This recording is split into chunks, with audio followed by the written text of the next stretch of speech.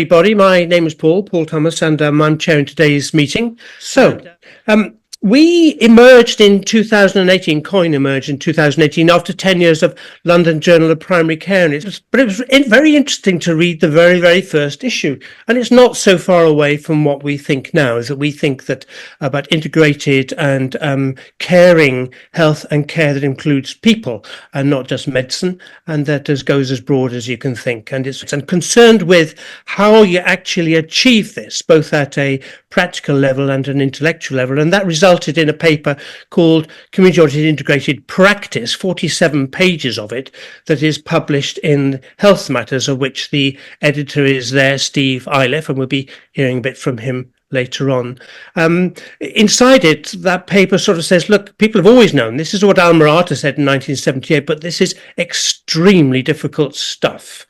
How one thinks of multiple way collaborations for multiple way understandings of different people's lives, their health and care and identity and meaning, is extremely difficult stuff. We try to discuss what is burning for people who join us. We're like a network of friends, and helping people to be encouraged to continue what they're doing even stronger.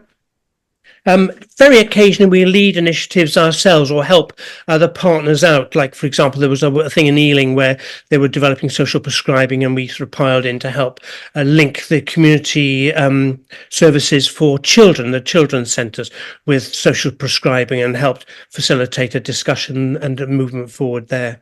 But that most of the time, COIL exerts its effect by its members and coming here to put their ideas past us. We video these meetings.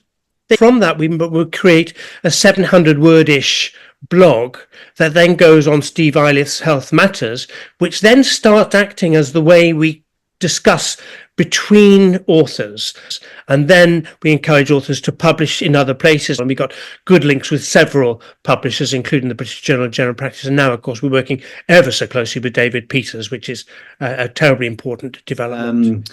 I'm a GP from Sheffield, been a GP for over 20 years. I met Paul at a network event that James Kingsland organised, and I think David was there as well, around sort of a community project. I'm a primary care network clinical director as well, and our PCM was involved in that.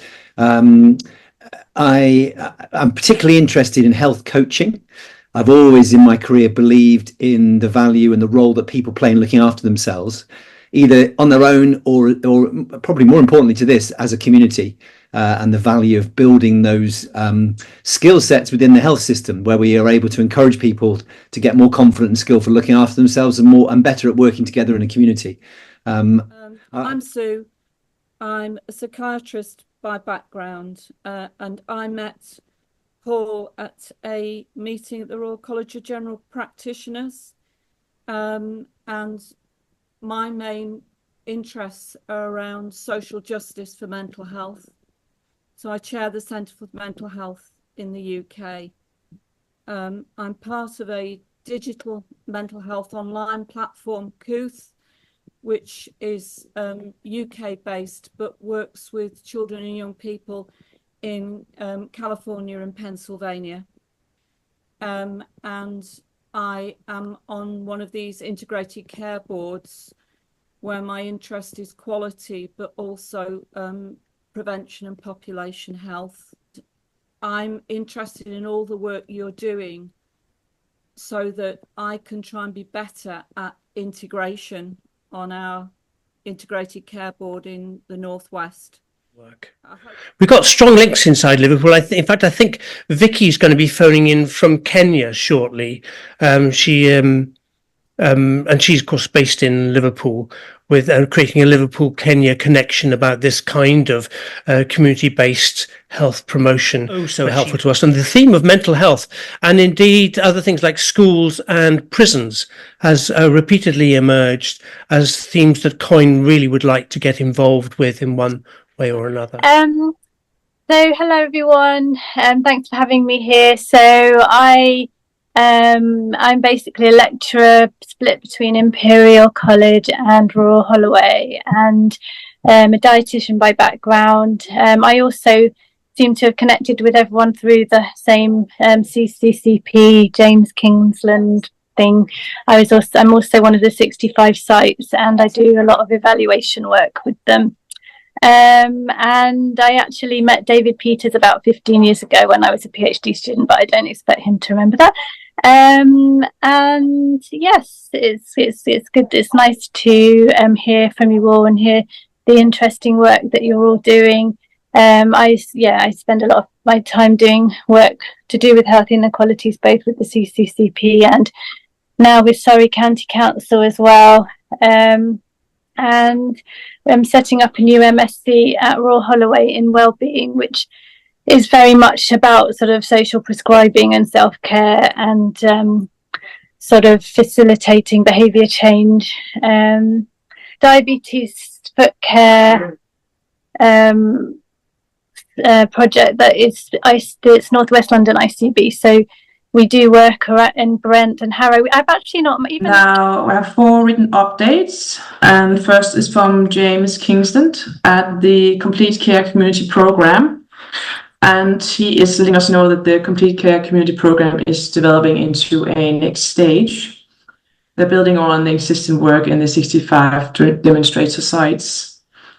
And initially they started working with NHS England Northwest and into integrated care boards of Cheshire and Mersey and Lancashire and South Cumbria. He's now letting us know they're also working with 4 integrated care boards in the Midlands, East of England and Yorkshire, and will bring these online as capacity follows.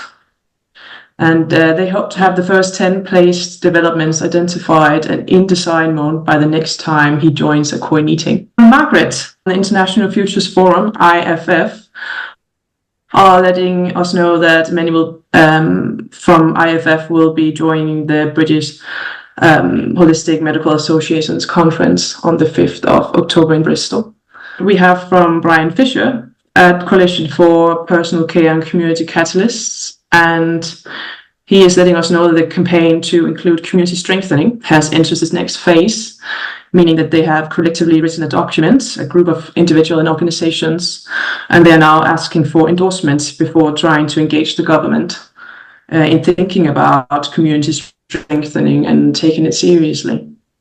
But the changes they propose are designed to make community strengthening business as usual in the NHS and the local authorities. Now, 4th is from Ricky Barnesy in the West London Research Network, and the West London Research Network is dedicated to public health and primary care education, research and health promotion for the communities, and they're letting us know that they're very keen to work with COIL, so that is lovely news. That we're trying to align our efforts in order to get people to understand that building communities needs to be part of the new NHS. I'm Ellen Wright. I'm a GP in Greenwich, South London, and I have a long-standing interest in chronic pain and had a community pain clinic for many years. And I worked with the anthroposophic holistic medical charity to set up a different kind of pain management program that was very much based in the community and used collaborative therapies.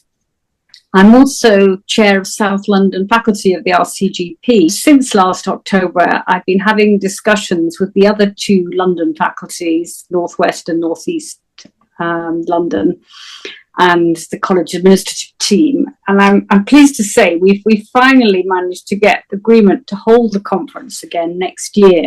All 3 faculties will support it financially, and the college will also support it. And we're looking at a date in early June. The actual date isn't quite nailed down yet, but that's what we're thinking of. It will be a 1-day conference that all GPs and GP trainees in the 3 faculties would be eligible to attend. We've got a provisional outlines programme, which would be something like a keynote speaker for an hour to start things off, and then 4 or 5 small group breakout sessions in the morning where we could be more interactive and have, discussions. Then a break, perhaps a speaker panel to have a debate or a discussion. Then lunch, and then further breakout sessions in the afternoon and probably a closing plenary, something like that. We think the ideas that COIL is discussing would be fantastic to have at the conference. I mean, it is a London conference, and it is about, it is specific to London, so we will want to have some things that do relate to London, but some themes are generic, to all cities. I wondered if the college nationally should promote every city in the UK to hold an annual city health conference led by local GPs to discuss these kind of tricky issues. Does anyone else what do you think of that sort of possibility? I think if we can make it work and do a kind of blueprint that then could go, to Manchester or Liverpool or, other big urban areas, I think that would be great. Hey everybody, I'm Peter Whitehouse. I'm a geriatric neurologist and an environmental ethicist based in the States across the increasingly rising, warm, turbulent pond called the Atlantic. But I was born in the UK and a beneficiary of the National Health Service until my father, also a physician, took us to Baltimore and Hopkins in 1959. My interest is in the climate crisis. I was honored to co-author a paper in the issue of the JHH with David Peters on what we called the polycrisis or the meta-crisis, which puts the climate crisis in the context of other economic and political turmoil. My particular focus is on mental health aspects of climate issues and also of intergenerational aspects. So I got to know Paul through Kurt Stange. Some of you will know him. He's also at the same institution in Cleveland. Because of the work my wife, who's a developmental psychologist, and I did around intergenerational public schooling.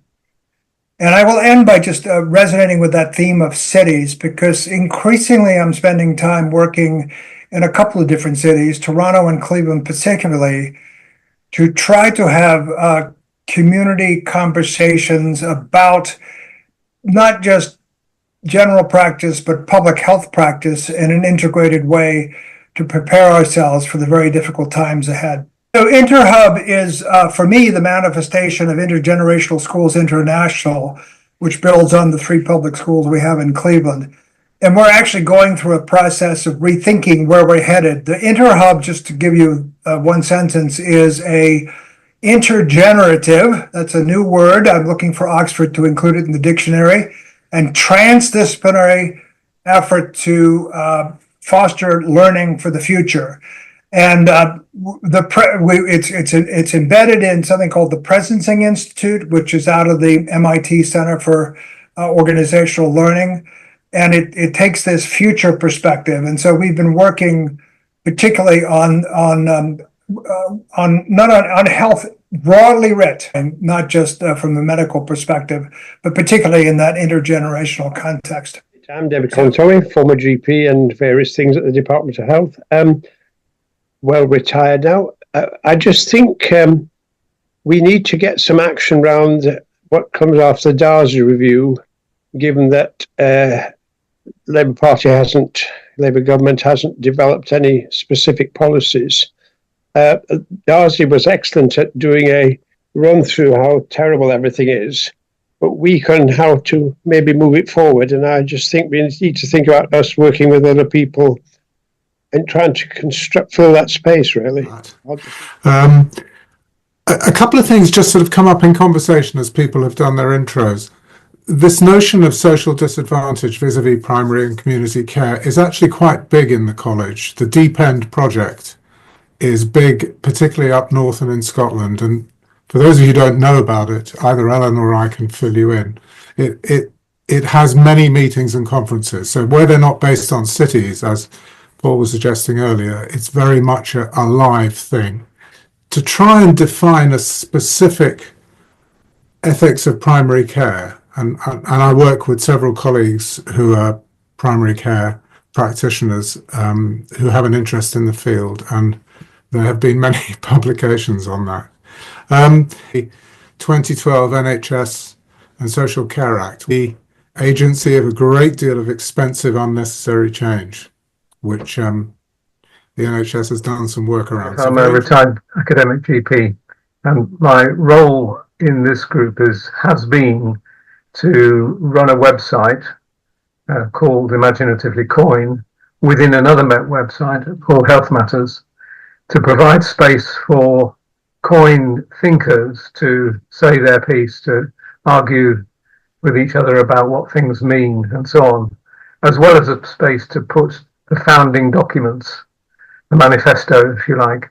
And we might find ourselves needing to learn how to listen better, and maybe to develop ideas and talk about them less, for at least for a period of time, so that there is a groundswell, potentially a groundswell of understanding of what COIN means and application of its principles to practice or to education, undergraduate education. Thank you, Paul. I'm a retired psychiatrist, so I'm very pleased to see Sue Bailey, because I believe she is a past president of the Royal College of Psychiatrists. And the college is actually playing a leadership role currently in the field of public mental health, which I'm also very pleased about, because I'm a fellow of the Faculty of Public Health and a member of their special interest group in public mental health. I was also very interested, Ellen, in what you were saying about the proposed City Health Conference, because I'm a member also of a special interest group on healthy places, which is based on the WHO's Healthy Cities Network. And I was just wondering if this conference would be open to people who are not GPs or GP trainees. John can correct me if I'm wrong, but I think probably yes, although the conference fee might be slightly higher than college members. That's the usual way these things run. But I'd probably have to not be able to give you the definitive answer now. I think that's probably right, Ellen. It depends on how it's set up, you know, what the objectives for the day are. If they're sufficiently broad, then it would be great to invite everybody who's interested in the field. We could explore it, perhaps. Yeah, definitely. And my background's in higher education, and my particular interest is in service user engagement and in community involvement. And with the University of Anglia Ruskin, you are developing these kind of ideas in the curriculum with Sandeep. We're writing a paper, actually, John and I, together with Sandeep, who's the head of medicine at Anglia Ruskin, are writing a paper about the sorts of learning that will enable people to hit the ground running in community-orientated integrated practice. So we're calling it community-orientated integrated learning. We're part of 6 awarded pilot sites, which it's the biggest award I've ever had, actually. They've awarded us £5 million to across 2 years to develop a sort of community-orientated, all singing or dancing mental health hub that should be open 24/7 and, you know, cater for every aspect of serious mental illness, from sort of primary care right through to the most intense specialist-led services. So, but I think it sounds very relevant to this community, because it will be we won it on the basis of our integrated work in the community. So we'll deliver it with our community anchor organisation, Healy Development Trust, and it'll all be co-produced and co-developed. So it's really exciting. Well, thank you very much for asking me in. The future of mental health is kind of partly the key to what I'm pondering. And Paul has asked me to say something about the role of the journal, the role of the BHMA, as it might be a collaborator, as I'm sure it will be a collaborator, but what we have to contribute to your considerations. So I'll certainly touch on that and say a little bit about the conference as well. There is a coming storm, not very far ahead. Peter and I, Peter Whitehead and I, said something about this polycrisis, meta-crisis, and how we might prepare for it personally, professionally, communally, politically, because there's going to be a lot that changes, I think, in the coming years as climate heats up, mass migration proceeds, and if we continue with the current biomedical model, we are not going to meet by any means the kinds of demands that we face. And I'm sure all of us have thought about this, but right now the storm is already gathering enough force to be affecting many of us in the trade. These desperately stormy waters that we're sailing in as healthcare professionals, there's no sign that the metaphorical climate, is going to change. All the demands on health and social care are only going to get worse. But round our table, I hear people who have high morale, and that is interesting to me, because I'm curious about what's been keeping each of us afloat in our navigating in and around the system, and in and around our professional lives. I'd be awfully glad if you might rattle something into the chat box as we go along. As editor-in-chief of the journal, we've just produced one on crisis, co-creation, and community, and those are the 3 COIL-oriented papers that are included in that issue. The journal, by the way, is free online, apart from the most recent 5 issues. So it does have a long-term life and a 20-something year archive, and so I think it is definitely worth getting some work published with us. We're all in flight and fight. The whole organisation, arguably the entire planet. And what happens in high demand is we go into flight and fight, or ultimately we go even into overwhelm and freeze and fold. And then along comes, the latest pandemic, and don't hold your breath, there'll be more of those. And then we hear that there's going to be reform, but there's no resources, at least no financial resources for reform, which only sounds like turning up the heat under an already over-boiling pot.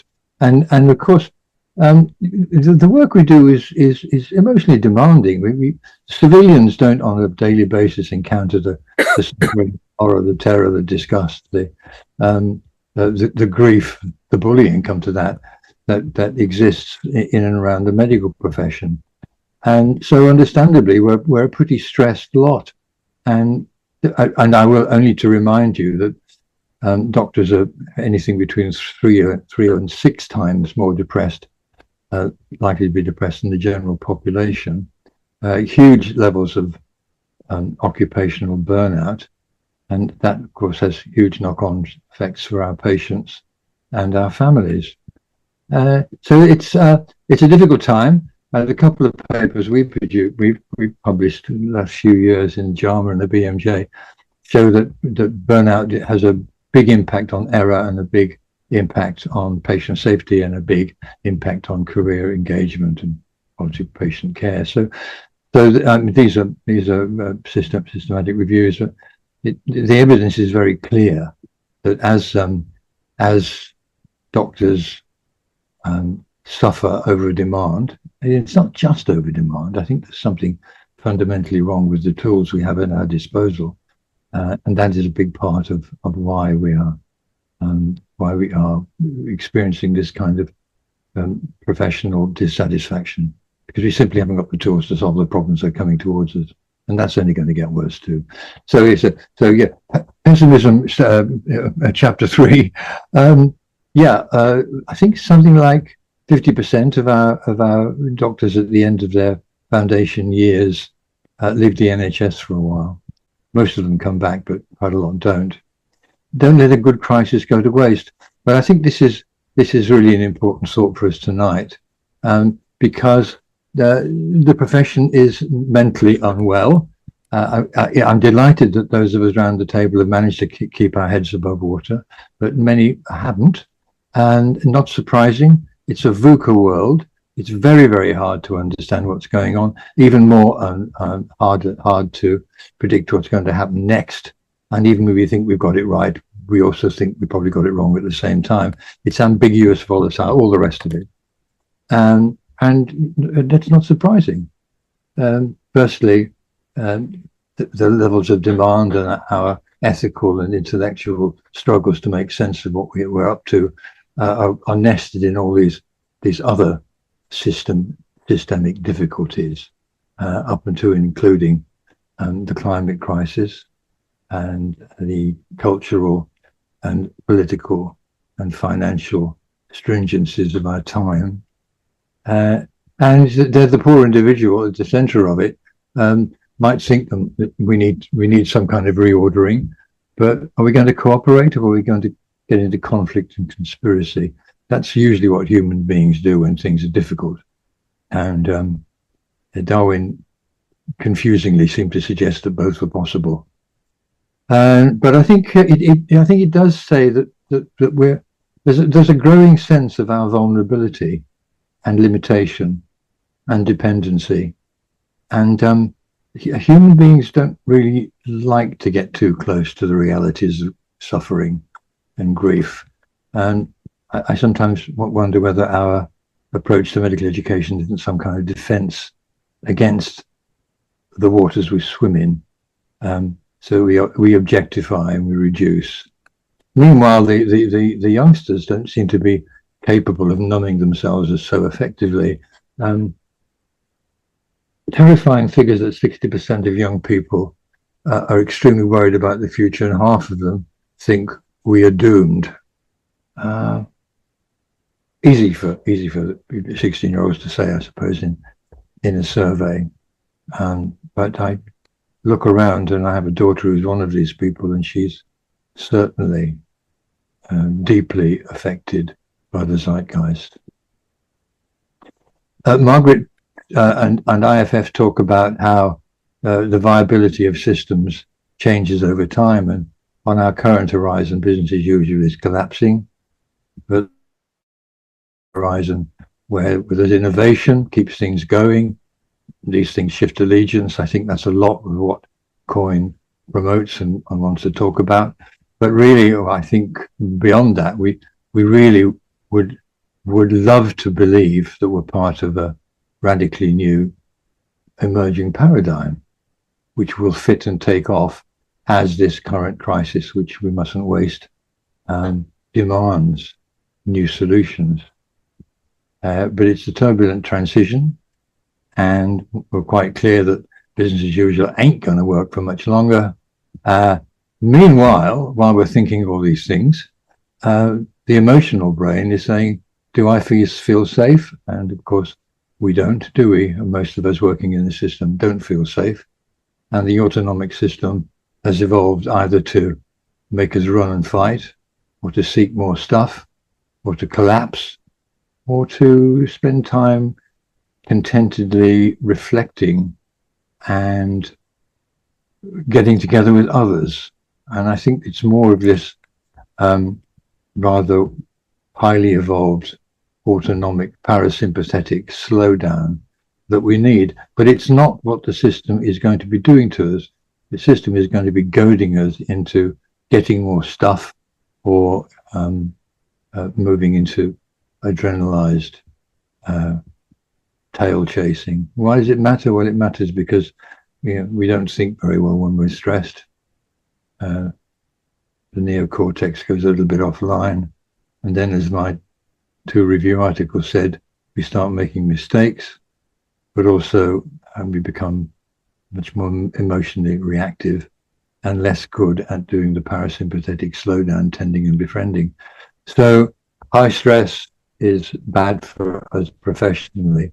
And so how are we going to stay afloat in the stormy waters?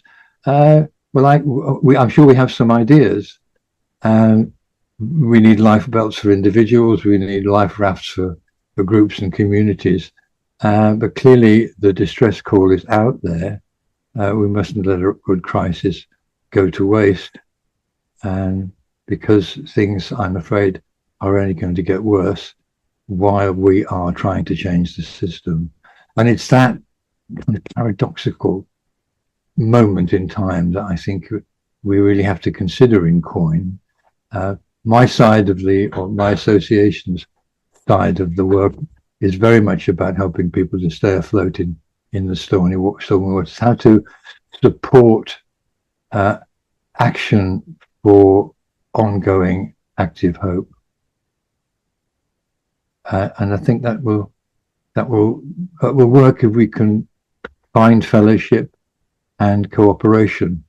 And I'm hoping the BHMA will take further some of the things it started to do around working with students, artistically, philosophically in these forums.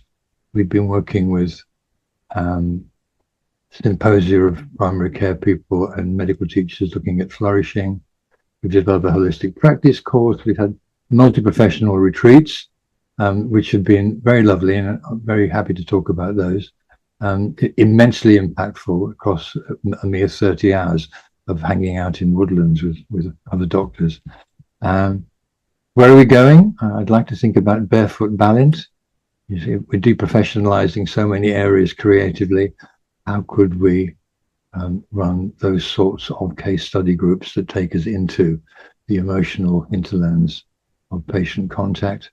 I'd like to go back to the original established cooperative inquiry that came up with these ideas which are now, they now seem so old school. In '84, they were fairly radical. People of mind, body, and spirit, they're potentially self-healing. We need to share power far better. We need to have a much broader range of interventions, and we need to be looking after ourselves. And yet, you know, they seem like yesterday's news, but my goodness, don't we need to get back to reflecting on them and seeing what we can do to augment these great aspirations for better whole person practice?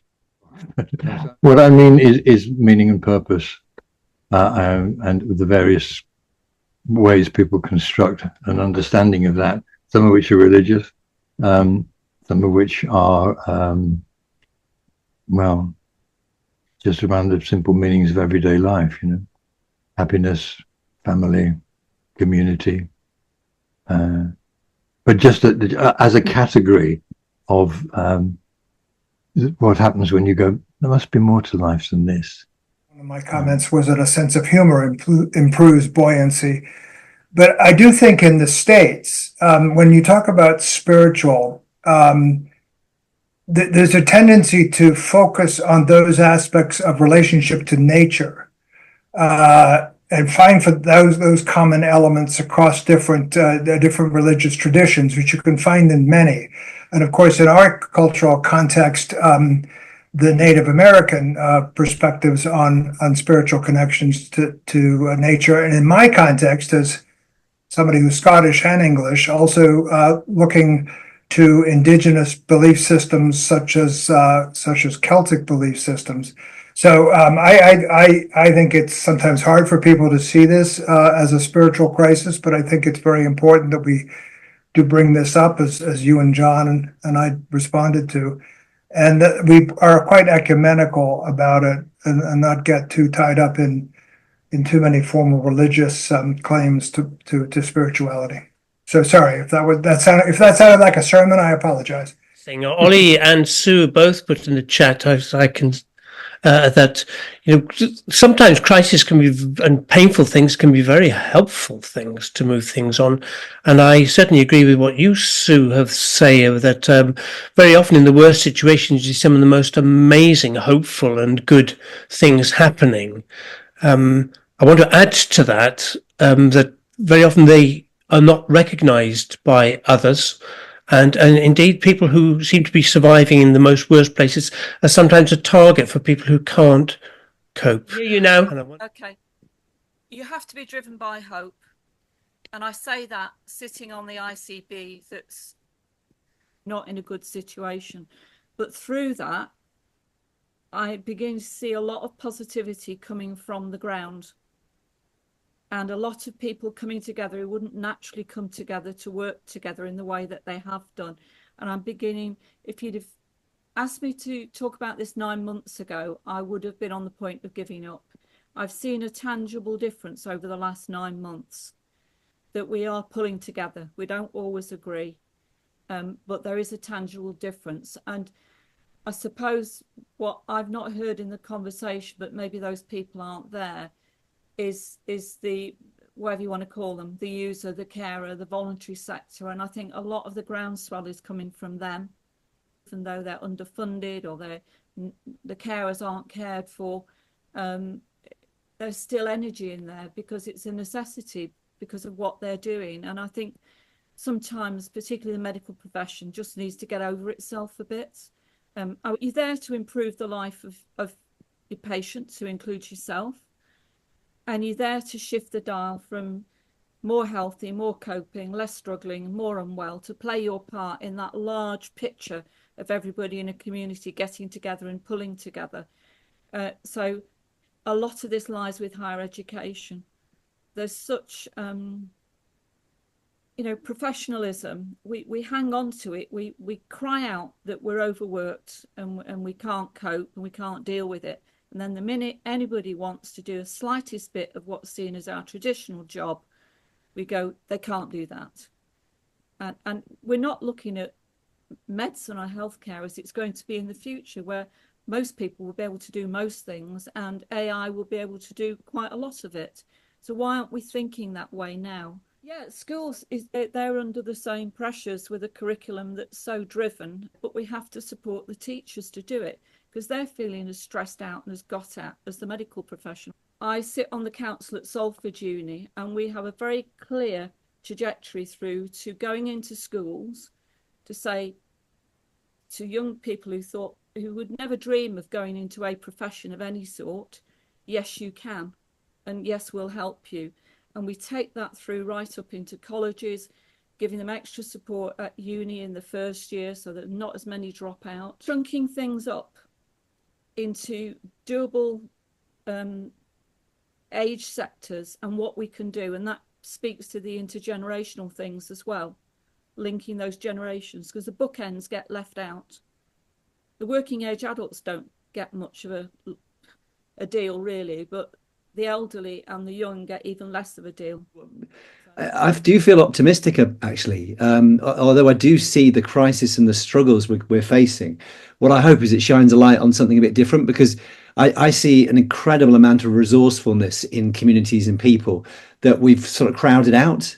And although medical science has been tremendous, done some incredible things, I think it's come at the expense of crowding out people's resourcefulness, and that we can reclaim that land in a spiritual way, if you like, but just in a practical way as well.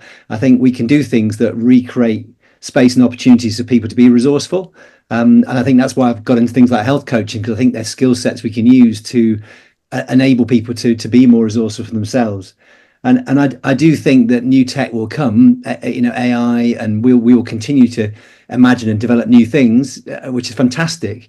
But we'll always have to keep it in perspective so that it doesn't pacify us and stop what's really core, which is people's kind of self-resourcefulness and their belief in themselves and the ability to do things. So I'm excited about us rebalancing things and keeping things back in perspective, because I think if we do that, we can actually achieve loads more health. There's some things happened recently in our network around pain management and pain cafes and patients teaching other patients about living with diabetes and so on. So many examples that I won't go into, but I think when you see it, it really inspires you that actually once we open the doors, there's a tremendous amount of resource there. We've got 15 minutes left, and I'd like to steer us back to what we may want to ask both Ellen and David to maybe forward in their both of their worlds. Two things coming together in my mind. One is the paper by Margaret Hanna in your journal, David, that pointed out that when the NHS was invented, it really did need one illness at a time to be dealt with, and that was the absolutely right thing to do. And now this is absolutely not the right thing to do, because everyone has 3 or 4 different illnesses, and the distance of caring is much further apart, and the expectations are completely different, and people are living longer, and the entire framework of health and illness is absolutely different, and yet the training hasn't followed that change. So maybe helping people to make sense of the new territory might be part of the solution. And then this other theme I keep on here, and I've seen it myself, this amazing resources that come from nowhere, from, let's call it the bottom up, although that's not the best term necessarily, for people who are in difficulties, who find ways of doing things that inspire them. Now, I suppose if you're talking about future conferences, one of the things that's come up several times this evening is, how do we rebalance the power? And it is quite a big issue, isn't it? Because if we don't do that, then we'll just carry on doing what we've been doing. And I suppose it's, how do we manage to make that less of an inhibitor? And maybe part of that is the way that the people with the power, whoever they happen to be, can be involved and encouraged to think about things in a more open-ended way. But if we could think of, in the conferences, some way of getting people to think about how they might more effectively work with people in communities, would be, there are some great examples. And Ollie, I worked in Sheffield for quite a while, so I'm familiar with your area. And we did a lot of working with communities there. And you get this inspirational stuff going on, but this is a reoccurring theme for me, that they tend to stay in pockets, and then when the good people move on, so the inspirational way of working changes and loses momentum. So how do we manage to get the power to support the opening up of the door that's been mentioned, I think, by David, to let more people become informed about how they can work for themselves and for their families and for their communities, and how can we allow that freedom of exchange? I mean, and thanks, Sue, for mentioning the universities and how we can work. I think you're right. Schools, I'm a governor of a school.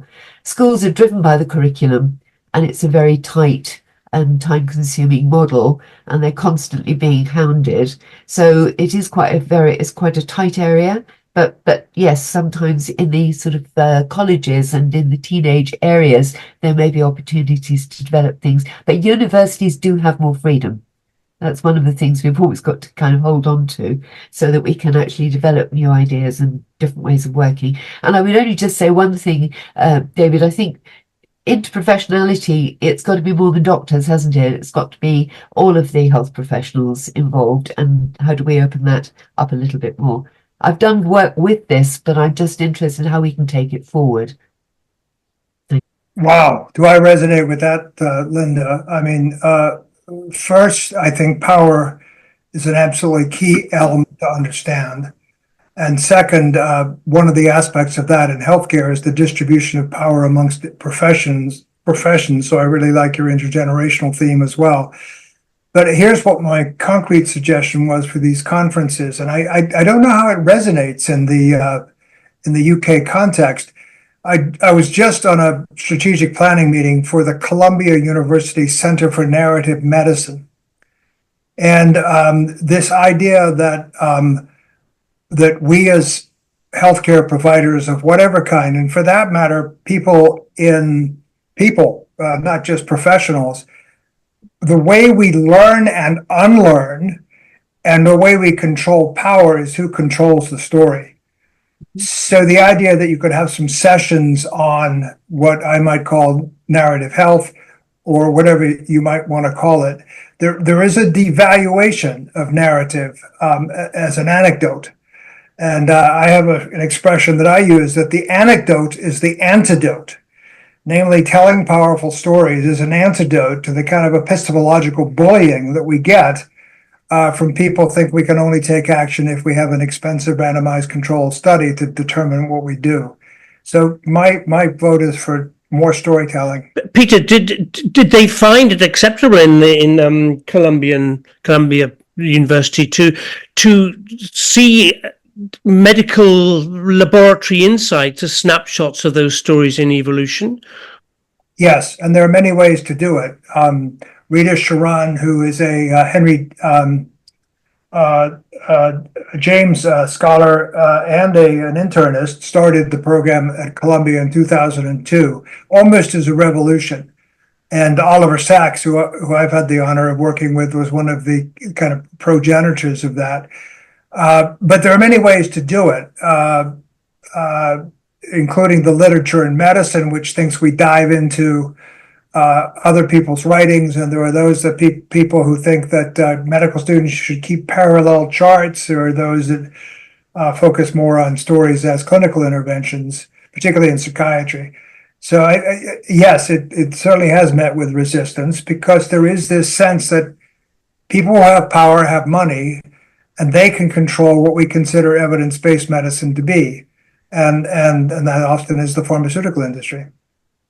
But do you actually think, Peter, sorry to push that point a bit further, that there could be a groundswell change to accept that pharmaceutical interventions, laboratory science, evidence-based medicine are snapshots of stories in evolution, and you can have it both ways? It's not a question of giving them up, but seeing them in context. Will they buy that?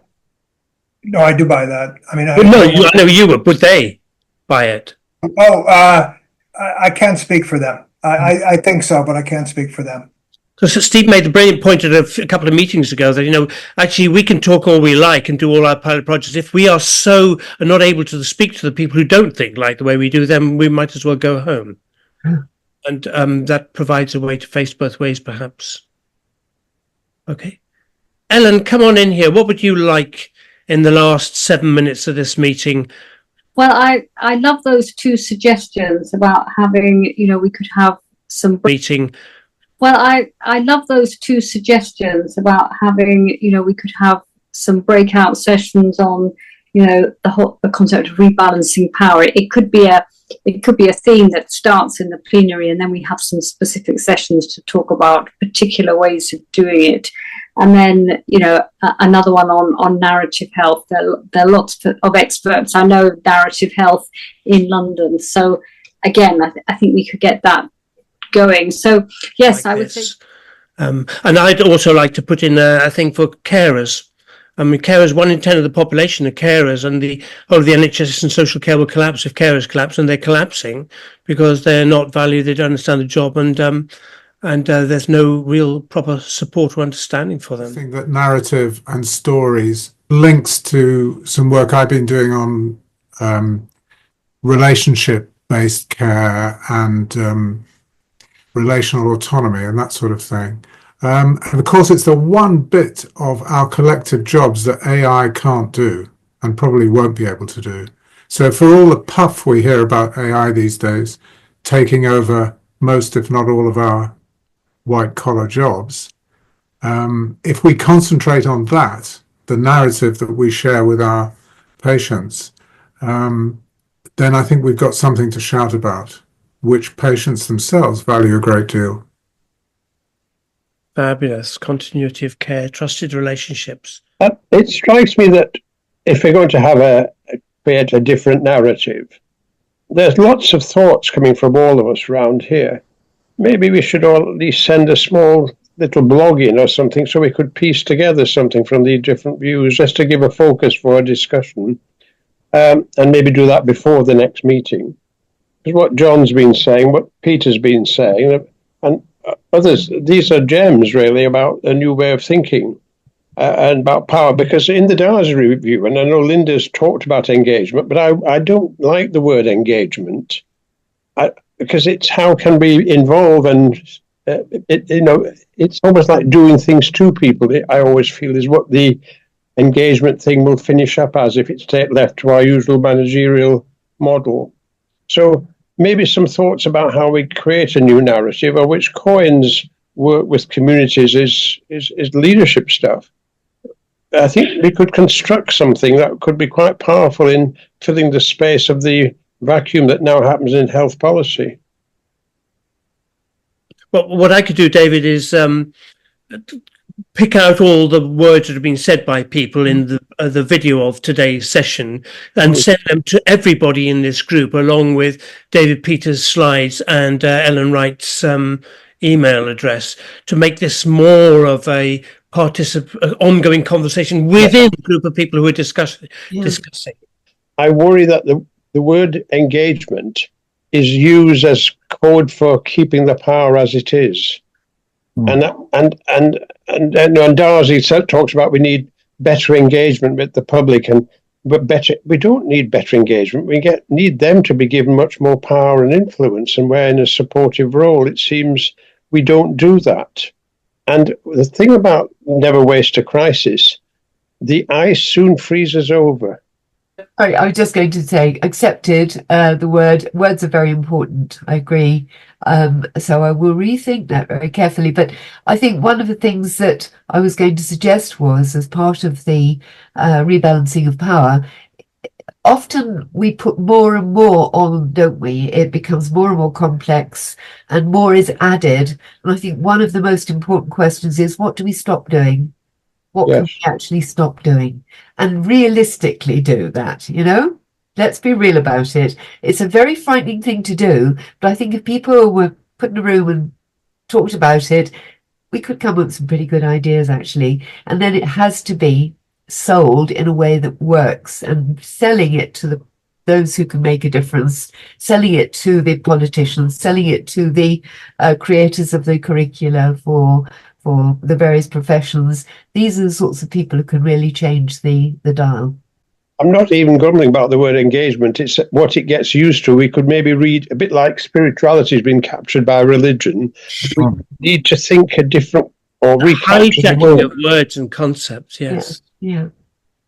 David Peters, I noticed that Peter Reason's speaking at your conference next week, and he, of course, changed his language from action research to participatory action research, which I think is a very significant shift, because I rather agree that the issue is to do with participation, and that participation must include non-medical, non-healthcare, non-professional voices, else you actually strangle things even worse. I think Peter added that word because action research was being commodified and captured and used as another set of the way that David